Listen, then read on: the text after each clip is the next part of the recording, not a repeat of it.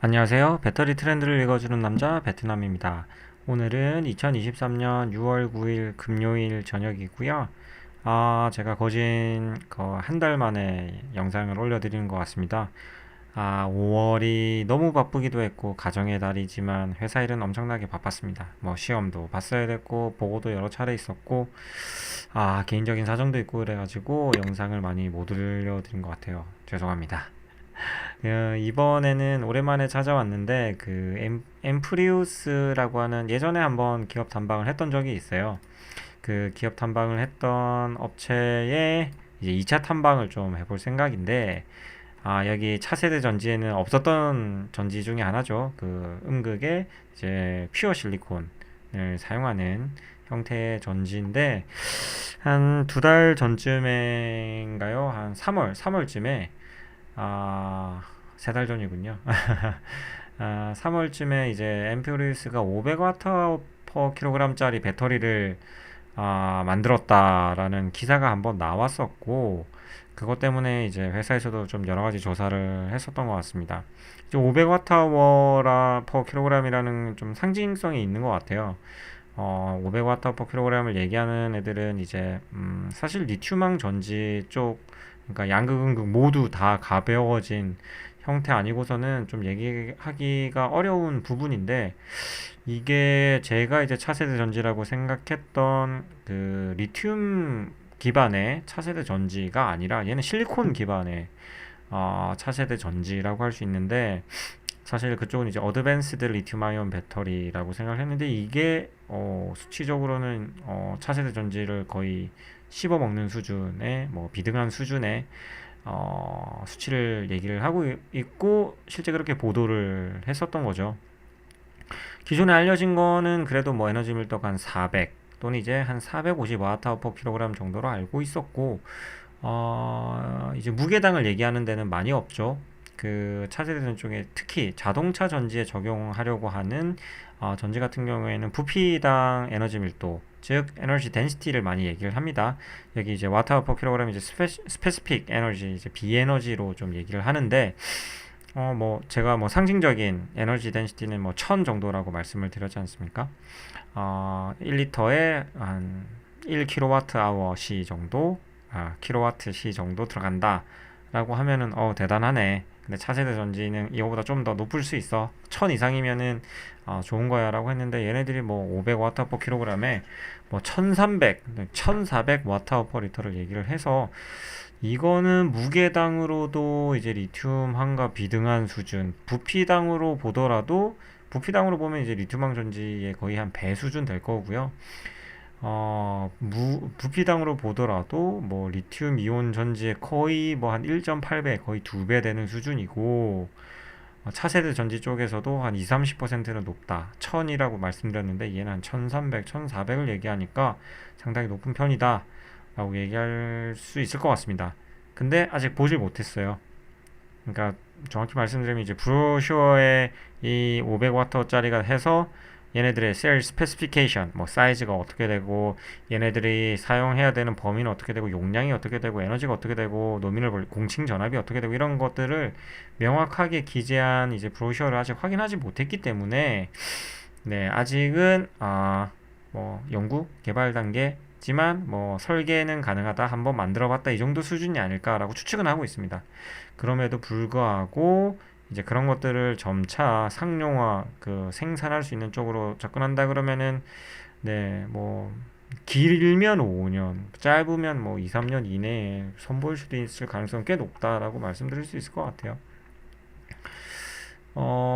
네. 뒷장부터 보시면 이 앰프리우스는 좀 특이하게도 항공 쪽으로 좀 많이 집중되어 있는 편이에요.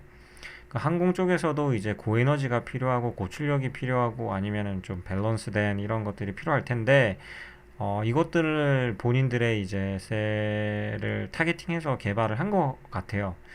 뭐 여기 이따 말씀드리겠지만, 이제 HAPS라고 하는 High Altitude Pseudo Satellite이라고 하는 이제 거의 뭐 준 위성을 대체하는 뭐 그런 형태의 성층권 고고도 무인기 같은 경우에는 출력이 많이 필요하진 않아요. 뭐 날개도 크고 그래가지고 양력을 충분히 키울 수 있고, 한 애들은 이제 무게당 에너지 밀도를 훨씬 중요하게 봐서 출력은 낮지만 에너지 밀도가 높은 스페시픽 에너지가 높은 이런 것들을 그 타겟팅을 해가지고 셀을 개발을 했다면 이제 eVTOL, UAM, Urban Air Mobility의 이제 전기 수직 이착륙을 요구하는 이런 기체에 대해서는 에너지 밀도는 상대적으로 낮지만 6C라고 하는 이제 배터리를 6C면 뭐 얼마입니까? 10분 만에 다 쓰는 거죠. 10분 만에 다 쓰는 펄스니까 뭐 10분 만에 다 쓴다는 건 아니고 6C 정도의 이제 커런트 전력을 이제 출력을 뽑았을 수 있는 그런 형태의 배터리도 개발이 되어 있는 것 같습니다.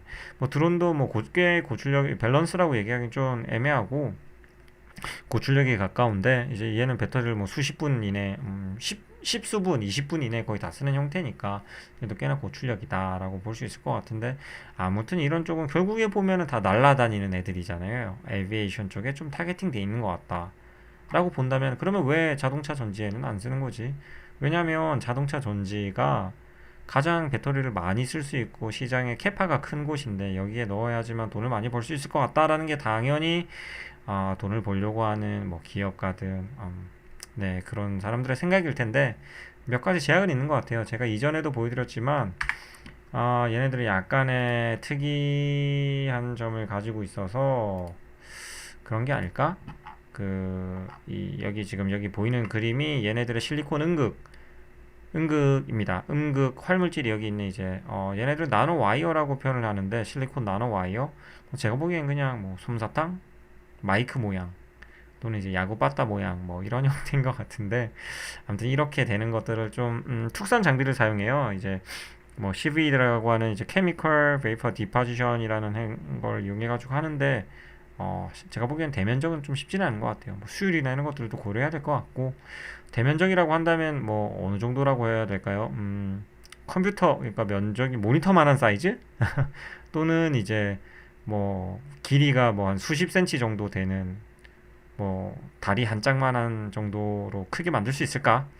라고 했을 때 조금 어려운 부분이 있죠. EV에 들어가는 전기차에 들어가는 배터리는 최근 트렌드는 꽤나 큰 셀을 씁니다. 우리 뭐 손바닥만한 셀을 엄청 많이 넣으면은 뭐 부자재도 많이 들어가 그러니까 그렇지 않고 꽤나 큰 뭐 손바닥보다 훨씬 큰 정도의 셀을 여러 개 이제 적층해 가지고 쓰는 잘 패키징 해 가지고 쓰는 그런 형태가 되는데 얘네들이 쓰는 건 그렇게 크지는 않은 것 같아요.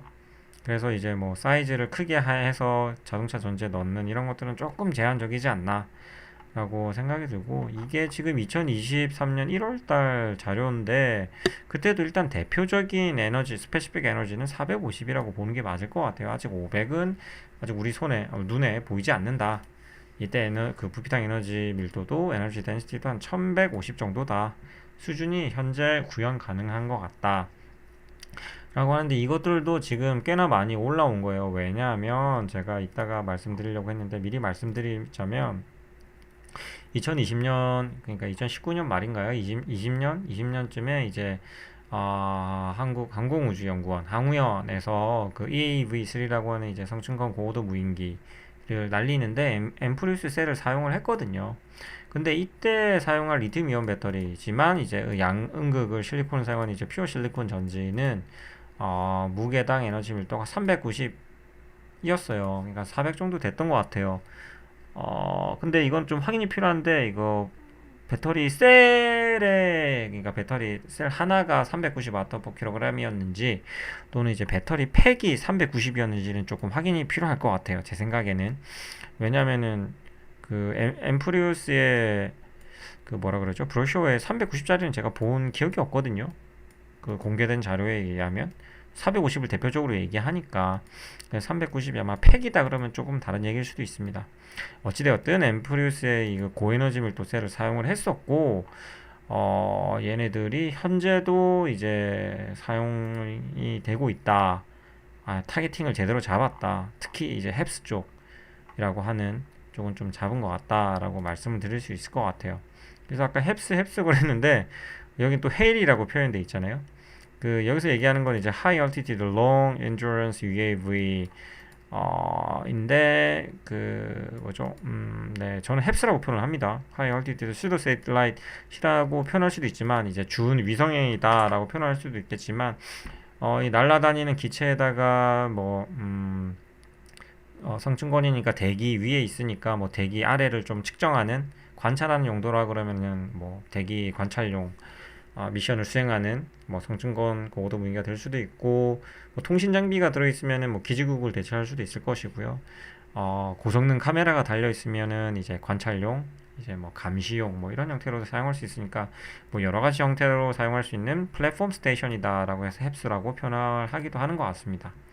뭐 아무튼 엠프리우스는 이런 쪽에 접근을 하고 있다. 결국에는 네, 단계적으로 좀 밟아 올라가는 그 기술의 단계를 밟아오는 과정 중에서 그 적절한 뭐라고 해야 될까요? 그 타겟 어플리케이션을 에비에이션 쪽으로 잘 잡은 것 같고 거기서도 이제 고출력이 필요한 애들도 있고 여기 이제 하이 파워 시리즈가 있고 하이 에너지가 있고 파워 에너지 이제 밸런스드 셀이 있어요. 그런 쪽 범용성이 있는 것도 필요할 테니까요. 아무래도 뭐 리튬이온 전지도 마찬가지입니다. 뭐 전동공구용 그 뭐 청소기용 이런 쪽은 정말 고출력에 가깝고 자동차가 약간 좀 밸런스드 된 쪽인 것 같고 뭐 노트북에 들어가는 거 이런 것들은 정말 뭐 아주 출력이 높진 않지만 뭐 아주 잘 가벼워야 되니까 뭐 그런 것들을 보면은 네, 군을 이렇게 나눠 놓은 것 같다라고 해서 햅스 쪽, 뭐 UAM 쪽, 뭐 드론 쪽 이제 제가 아까 자동차 쪽을 얘기 안 들었는데 자동차 쪽도 생각은 하고 있지만 쉽지는 않을 것 같아요. 제가 생각하기에는 뭐 EV라고 했지만 사실 일렉트릭 플라이트가 메인일 수도 있고요. 일렉트릭 플라이트라고 하면은 뭐 전기 항공기라고 생각하시면 될 것 같아요. 이 V2이든 아니든 제 생각에는 이 V2는 아닌 것 같은데 그러니까 비행기도 날아가면서 그러니까 우리 그냥 그 여객기를 타면은 얘가 앞으로 가면서 그 속도에 의해서 날개에 받는 그 받침각 그 날개 형상 때문에 양력 때문에 뜨는 거잖아요. 그런 형태로 활주로를 달리면서 날아다니는 전기 항공기 정도면 접근 가능하다. 뭐 빨리 달리는 자동차나 마찬가지니까요. 날개 달려 있는 자동차 이런 걸 이제 플라잉카라고 표현을 하기도 하고 이 V2는 좀 다른 의미죠. 이거는 이제 이착륙 방식에 대한 얘기인 거니까 그런 쪽은 또 다를 수 있다. 예, 하이 파워 쪽 여전히 그래도 하이 파워 쪽 이제 이쪽은 이제 하이 에너지 쪽 이런 쪽으로 좀 구분이 되어 있다 라고 보시면 될 것 같고 네, 충전도 상당히 빠르답니다. 뭐 6분 내에 85% 5에서 그렇죠. 5에서 85%까지 해서 80% 정도가 아닌가 보네요. 네. 네, 상당히 빠른 퀵 차징이 가능하다고 합니다. 이 자료는 뭐 공개되어 있는 자료여서 뭐 구글링 하면 찾아볼 수도 있을 것 같고 네, 지금은 지난번 자료에 보면은 제가 지난번에 올려드렸던 영상 보면은 뭐 군용 뭐 여러 가지 형태의 어플리케이션을 얘기했는데 올해 1월에 올라온 자료를 보면은 일렉트릭 모빌리티 중에서도 이제 그 V2 심포지움에서 발표한 내용이어가지고 항공 쪽에 많이 집중되어 있는 것 같습니다. 그래서 꽤 많이 발전을 한 상태인 것 같다라는 생각이 들고 그래 아까 제가 자동차 말씀드렸잖아요. 그 앰프류스에 사용하는 그 퓨어 실리콘 응급제를 사용한 배터리는 또 다른 데 만드는 데가 없나라고 그냥 단순히 구글링을 해봤어요. 그랬더니만 이제 LG 에너지 솔루션 같은 경우에는 실리콘 100% 퓨어 실리콘 그 앰프리우스와 동일한 이제 케미스트리죠. 물론 이제 그 나노 와이어 빠따 모양인지 아닌지는 알 수 없지만 뭐 아마 아니지 않을까 싶거든요. 그 기술이 그 큰 면적으로 지금 이게 진짜 진짜 그 퓨어 실리콘 배터리인지 아닌지 모르겠는데 만약에 이게 퓨어 실리콘 배터리라 그러면은 대단한 것 같아요. 왜냐하면 그 아직 엠페리우스는 이렇게 큰 셀을 만들지를 못했던 걸로 알고 있어서 왜냐면 사진이 이미지였나 모르겠는데 지난번 영상을 한번 다시 봐야겠습니다. 아무튼 그 브로셔에는 이렇게 긴 큰 셀은 없어서 조금 확인이 필요하겠지만 국내에서도 실리콘에 대한 것들은 연구도 많이 하고 있고 실리콘 응급제라고 하는 게 이제 퓨어 실리콘인지 아닌지는 모르겠지만 뭐 포스코 실리콘 솔루션 이런 회사도 있고 이게 올해 4월 내용이더라고요. 실리콘 응급제 관련 내용은 분명히 있다. 그리고 올해 3월에 SK 그 실리콘 응급제 SK 머터리얼즈였던 것 같아요. 그죠? 네, SK 머터리얼즈가 미국 배터리 소재 기업 그룹 14 테크놀로지와 설립한 합작 조인트 벤처네요. SK 머터리얼즈가 조인트 벤처였네. 이거는 네, 좀 다른 겁니다. 퓨어 실리콘이라기보다 SiC 계열 실리콘 응급제 공장이 완공됐고 라고 하니까 네, 네, 조금 다를 수 있다. 네, 실리콘 탄소 복합체. 복합체인가요, 저게? 탄화기소? 실리콘 카바이드? 실리콘 카바이드 아닌가? 네, 조금 다르다. 퓨어 실리콘이랑은 얘기가 좀 다르다. 그러니까 퓨어 실리콘을 하는 건 또 다른 얘기거든요. 상당히 어려운 기술을 포함하고 있다라고 말씀드릴 수 있을 것 같고, 또 뭐 있죠? 네, 포스코 그룹. 뭐 실리콘 응급제 지난번 자료에도 말씀드렸지만 뭐 실리콘 옥사이드가 될 수도 있고 실리콘 카바이드, 뭐 실리콘 탄소 복합제, 복합체 이런 것들이 될 수도 있고, 그 중에 최고는 이제 퓨어 실리콘이다. 다른 것들이 섞여 있지 않는 그런 형태가 될 것 같다. 라고 말씀드릴 수 있을 것 같습니다. 이거는 이제 신영증권 자료를 조금 발췌해 왔습니다. AAM이라고 하는 거는 이제 Advanced Air Mobility고요. 네, 모빌리티라고 하면 뭐 사람을 태우는 거 말고 그냥 운송 아니면 뭐 특수 목적을 가진 그냥 기체라고 표현을 한다면은 여러 가지 회사들이 포함되어 있어요. 이거는 제가 최근에 찾은 자료인데, 네, 여기 어디죠? 네, 작년 10월 자료네요. 작년 10월 자료인데, 네, 좀 찾아보기가 정리가 잘 돼 있어서 신영증권 자료입니다. AAM 업체, UAM 업체들이라고 보시면 될 것 같아요. 뭐 조업이 볼로콥터 당연히 이제 대장들이고, 이제 릴리움 이제 독일 쪽, 유럽 쪽 대장님이죠. 미국은 아처가 조비 이런 것들이 메이저라고 볼 수 있을 것 같고, 영국은 이제 버티컬 에어로스페이스가 있습니다. 프랑스는 에어버스가 있고, 미국은 또 여러 개 또 있죠. 네, 들어본 것들이 많아요. 자동차 업체들 중에서도 하려고 하는데 많고요. 현대자동차. 항공 쪽은 이제 하나 에어로스페이스가 또 하나 시스템을 포함해가지고 잘 하죠. 항공에는 없네요. 뭐 배터리 쪽은 아까 말씀드린 엠퓨리스 쪽도 있고, 독일 커스텀 셀즈가 이제 릴리움 쪽에 그 배터리 공급하는 걸로 알려져 있다고 합니다. 대만 쪽에 몰리셀이라고 하는데 이거 저번에 한번 제가 셀 설계할 때는 고출력 쪽에 한번 보여드렸던 것 같은데, 이제 버티컬 에어로스페이스에 배터리를 공급하는데 이제 고출력 향이겠죠. 이런 것들이 있다라고 보시면 될 것 같고, 네, 익히 들어본 회사, 통신 회사들도 있어요. 그 뭐죠? 그 조비랑 SKT랑은 서로 쿵짝쿵짝 해가지고 뭔가 컨소시엄도 만든 것 같고, 네, 뭐 여러 가지들이 있었습니다. 음흠, 음흠. 네, 아무튼 오늘 찾아본 업체는 한번 탐방했었던 앰프리우스에 관한 내용이고, 앰프리우스 제가 영상을 한번 다시 봤어요. 그 조회수가 높지 않더라고요. 사람들한테 많이 관심이 없는 업체일 수도 있겠지만, 배터리를 하는 제 입장에서는 제일 관심이 많은 업체이기도 해요. 뭐 전고체 전지 이런 것들이 메가 트렌드고 사람들이 정말 관심을 많이 가지고 어느 회사가 잘하는지 이런 것들을 살펴보고 아마 뭐 주식을 하시든 투자를 하시든 그러신 분들은 그런 쪽에 좀 관심이 많으실 텐데, 저는 이 엠프리우스라고 하는 업체의 잠재력 이런 것들을 상당히 높게 사고 있습니다. 뭔가 투자를 권유하는 목적은 아니지만, 네, 실리콘에 대해서는 얘네들이 상당한 기술력을 가지고 있지 않나.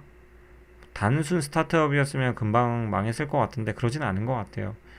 그 특히 항공 쪽은 제가 생각하기에 그 한 번 뚫어 놓으면은 그 다음을 계속 먹고 살 수 있는 산업이라고 생각을 하거든요. 그러니까 인증도 어렵고 뭔가 날아다니는 게 떨어졌을 때 리스크도 상당히 크지 않습니까? 그래서 진입도 어렵지만 한 번 진입하고 나면 그 자리를 꽤나 오래 해먹을 수 있는 그런 게 아닌가라고 생각을 하고 있어서, 네, 만약에 항공 쪽을 그 엠프리우스 또는 이제 퓨어 실리콘 전지 또는 이제 어느 특정 차세대 전지, 여기서 얘기하는 뭐 리튬황이 될 수도 있고 리튬 금속이 될 수도 있고, 제 생각에 이 두 개 중에 두 개가 제일 가능성이 높긴 하겠네요. 물론 전고체 전지도 이제 가능하겠지만 뭐 출력적인 측면에서 약간 조금 어렵지 않을까라는 생각을 하고 있기 때문에, 뭐 리튬황, 리튬 금속 전지, 그리고 여기 엠프리우스로 대변되는 그 실리콘 전지 이런 쪽은 상당히 가능성이 높다. 그리고 이런 것들을 어느 수준 궤도에 크게 만들 수 있고 이러면은 네, 뭐 자동차 전지로도 사용 못할 이유는 없을 것 같아요. 부피당 에너지 밀도도 좋고, 무게당 에너지 밀도도 좋고, 출력도 좋고, 뭐 여기 이거 뭐 저만 가지고 있는 자료 아니고 검색하면 나오거든요. 뭐라고 검색하시면 되냐면 이제 그 10th Annual Electric VTOL Symposium 하고 앰프리우스라고 치면은 이 자료 네, PDF로 바로 받을 수 있습니다. 앰프리우스 홈페이지에 있습니다. 그리고 네, 그렇기 때문에 가능성 꽤 높다라고 말씀드릴 수 있을 것 같아요. 그래서 최근에 뭐 UAM 쪽 얘기는 많이 못했던 것 같은데 특히 이제 에비에이션 쪽, 햅스 이런 쪽은 많이 말씀을 못 드렸던 것 같아요. 네, 이런 쪽도 이제 배터리랑 관련해 가지고 관심을 가지면서 최신 동향들, 정보들 좀 전달해 드릴 수 있도록 하겠습니다. 요즘에 UAM 쪽은 좀 조용한 것 같아요. 경기가 조금 회복이 돼야 또 스타트업들이 또 먹고 살 수 있지 않을까 싶긴 한데, 스타트업이라고 하기에는 좀 많이 커져버린 그 뭐죠? 아까 여기 보여드렸던 업체들 어디 갔니? 네, 여기 있는 업체들은 이제 시기가 얼마 안 남았어요. 얘네들이 실제 뭐 제품을 보여주거나 뭔가 비즈니스 모델의 시발점이라고 할 수 있는 뭔가 투자를 이제 거의 최종적인 투자죠. 기체를 직접 만들어야 되니까 시제품이 아니라 프로토타입이 아니라 진짜 시제품 이거 가지고 사업을 해도 될 만한 수준의 그 기체를 만들어서 보여야 될 수준이다 그러면은 이제는 뭐 투자도 많이 받아야 될 거고 쇼부를 한번 봐야 될 시점이 올 거예요. 그 시점이 25년에서 한 27년쯤, 늦으면 2030년, 2030년쯤. 그때 뭐 우리가 타고 다닐 수 있다 이런 게 아니라 이제 사업을 시작하기 위한 준비 단계로서 뭐 투자받고 기체를 만들고 공장을 짓고 뭐 이런 것들을 준비할 테니까 그런 것들을 준비하려면은 이제 배터리가 돼야 될 거지 않습니까? 그러니까 보여주기 용도로 시연하기 위해서, 쇼잉하기 위해서 쓴 배터리들 말고, 실제 비즈니스를 위해서 돈을 벌어야 되기 위한 배터리들은 또 다른 얘기죠. 더 많이 사용할 수 있어야 되고, 더 오래 우리가 날아다니려고 하는 거리만큼 날아다닐 수 이런 것들을 만족시켜야 되니까, 네, 그런 것들이 충족되지 못한다면 아마 이것들을 보는 것들은 조금 더 지연될 수 있다. 하지만 뭐 늦어지는 거지 아예 뭐 사장될 것 같지는 않습니다.